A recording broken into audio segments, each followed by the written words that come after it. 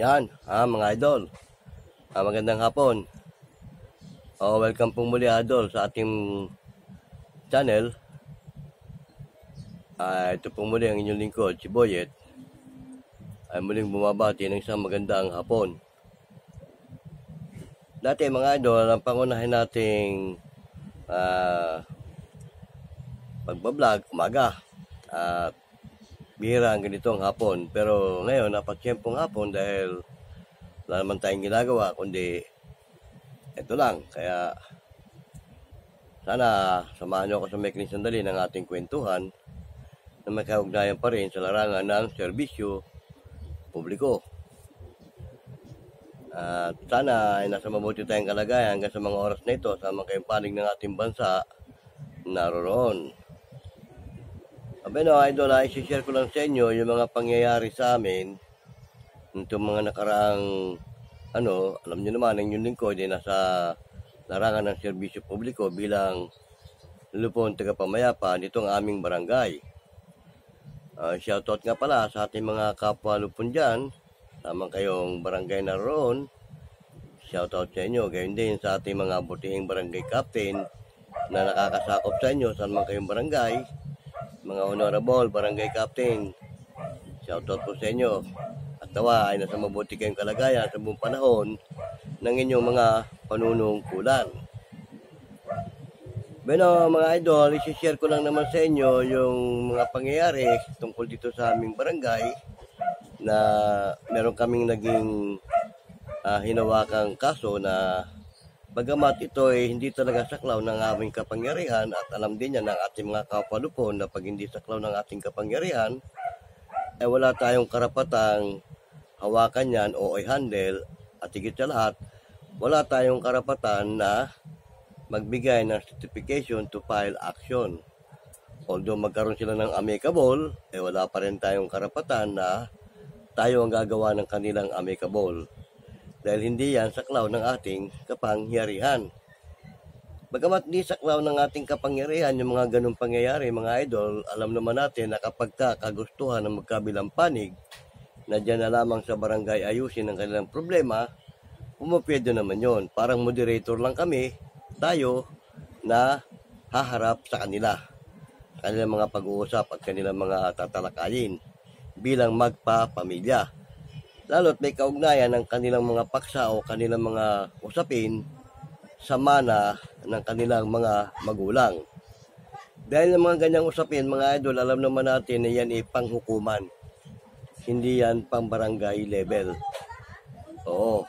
Pwede natin hawakan ang kaso ng magpapamilya kung ibang klaseng usapin bilang magpamilya. Pero pag may kaugnayan na sa kanilang mga ari-arian o pamana, wala tayong karapatan na mag-handle ng ganyang uri ng usapin. Dahil yan hindi na pambarangay level dahil masalimuot na usapin na yan. Oo. Tulad na nangyari dito sa amin, ang usapin ng magkakamag-anak o magpapamilya ay may kaugnayan nga sa kanilang mana sa yumao nilang magulang. Ngayon, itong pamilyang ito, hindi ko na babanggitin kung anong uri ng pamilya ito at kung sino sila para naman sa kapakanan ng bawat isa. Hindi ko na babanggitin kung sino, pero tatalakayin lang natin yung mga pangyayari. Para kung dumating yung time na magkaroon ng ganyang problema sa inyo o nagkaroon ng ganyang usapin, meron na kayong referensya o batayan na nangyayari nga yung ganyan. Di ba? Tama mga idol? Ganito yon. Nung magkaharap-harap kami dito sa aming tanggapan, pinagpauna ko na yan doon sa complainant. Isa sa mga magkakapatid ang nagko-complain. Kaharap mismo yung kanilang mga kapatid na gusto niyang ireklamo. Pinagpauna ko na yung usapin ninyo, hindi na yan pambarangay. Yan panghusgado na. Kaya hindi yan dapat dito. Pero ganun pa man, siyempre, wala tayong pwedeng tanggihan. Sabi nga nung tagapagturo, ano man ang uri ng usapin niya, saklaw man ang kapangyarihan nyo, hindi, tanggapin nyo at entertainin o harapin. Huwag mong tatalikuran. So sa madalit sabi, ganon ang ginawa ng inyong lingkod nung sila'y magpunta rito sa aming tanggapan. Sinalaysay ang mga pangyayari, ganyan, ganon, etc. bla bla bla. O, ngayon, nung tanungin ko magkabilang panig, lalo na yung panig ng kanyang kapatid na kanyang inireklamo, anong gusto nyo mangyari? Magkaayos ba kayo o ano? Pero magkasalungat ng desisyon ang magkabila.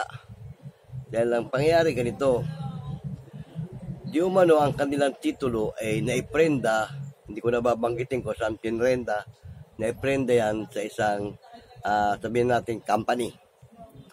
Dahil nga sa mga pangyayari. Ngayon, siyempre, naiprenda yan, o parang naging collateral o ano pa man, gusto nung gusto nung nagrereklamo sa kanyang mga kapatid, pag-usapan nila at kung paano nila tutubusin yung nakaprendang titulo ng kanilang lupa na pamana ng magulang nila. At wala ito pinagsalinan kung kanino ito pamamana. Lahat sila may karapatan sa iniwan ng kanilang magulang.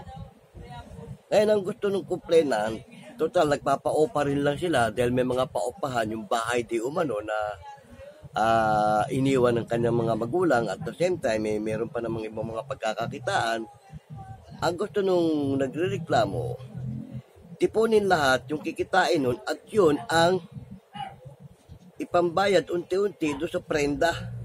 Hindi man nila mabayaran ng bigla yung pagkakaprenda, maunti-unti nila sa pamamagitan ng kita ng mga paupahan at etc. Ayaw naman pumayag nitong ibang kapatid. Lalo yung panganay ata nila. Ayaw pumayag ng ganon.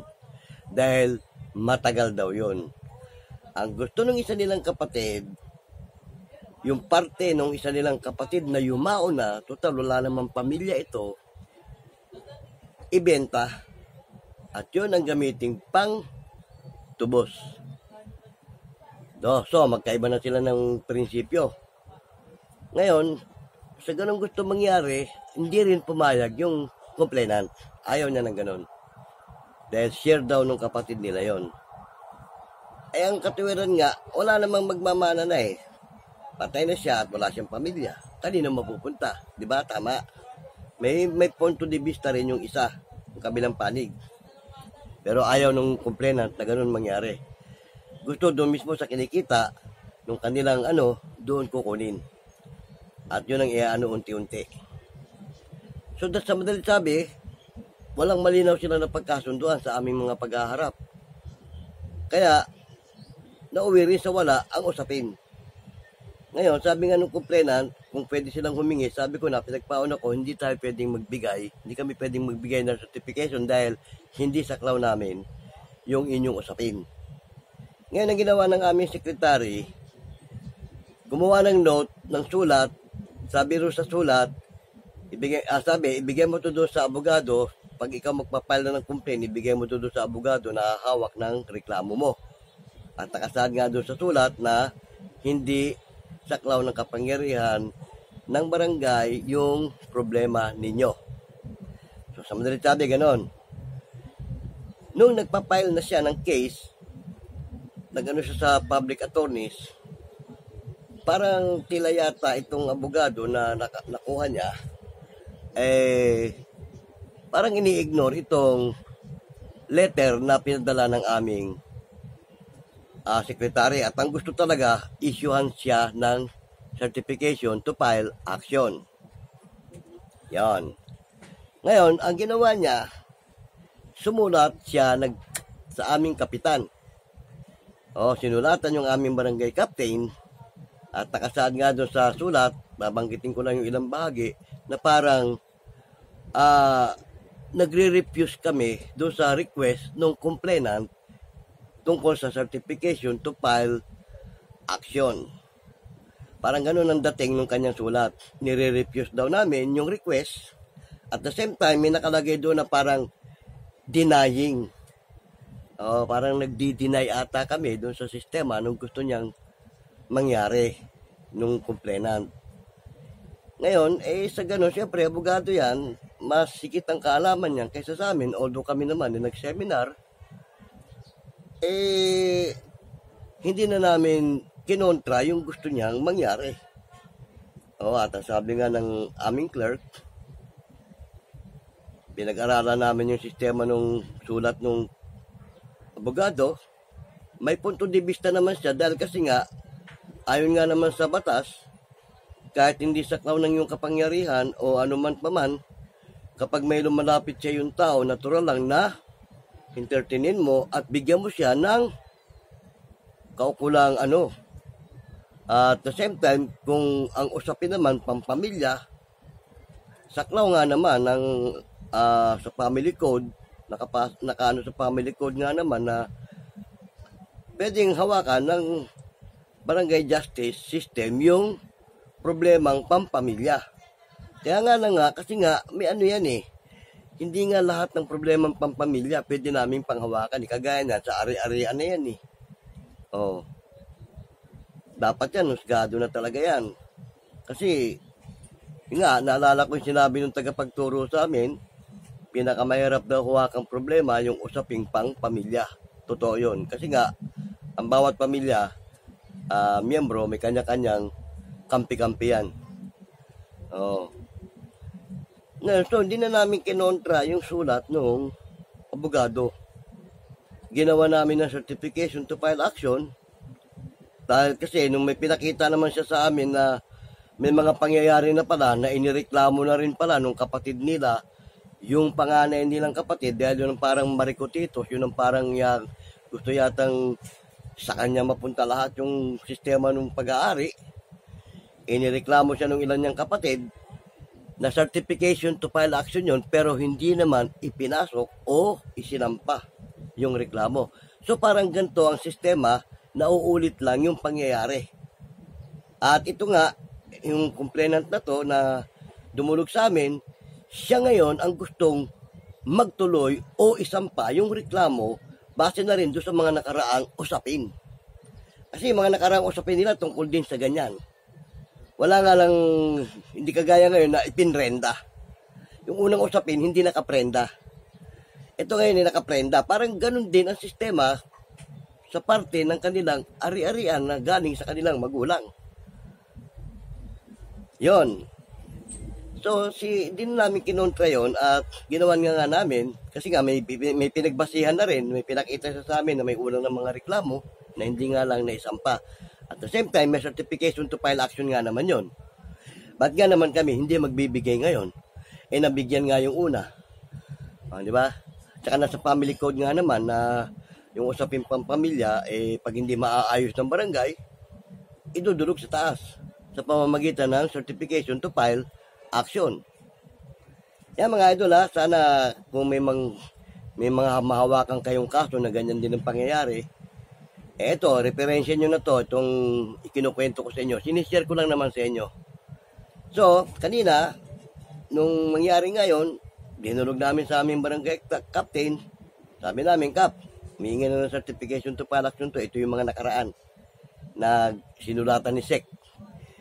Gusto raw ng abogado, para may portion yung reklamo, talagang certification to file action ang kailangan. Yun ang sinabi. Nakasaad dun nga sa kanyang sulat. So, no comment naman na rin yung aming kapitan. Siguro, para wag na lang humabang usapin kung ano, pinirmahan na lang ng kapitan namin yung certification to file action. Pumirma rin ako dahil ako ang parang naging kasama sa mediation Yung pagharap namin, yung unang pagharap, hindi naman talagang mediation yun. Parang, lang yun yung tinatawag na pre-med. Premediation. Pero yung mga unang naging kaso ng kapatid niya, hindi lang mediation. Bumagsak sa cancellation yun. Excuse me. Kaya nga, nagkaroon ng certification to file action, yung pangkat tagapagkasundo na humawak sa kanilang usapin. Hindi nga lang nila pinorsyo. Ngayon, na yung kapatid, desidido.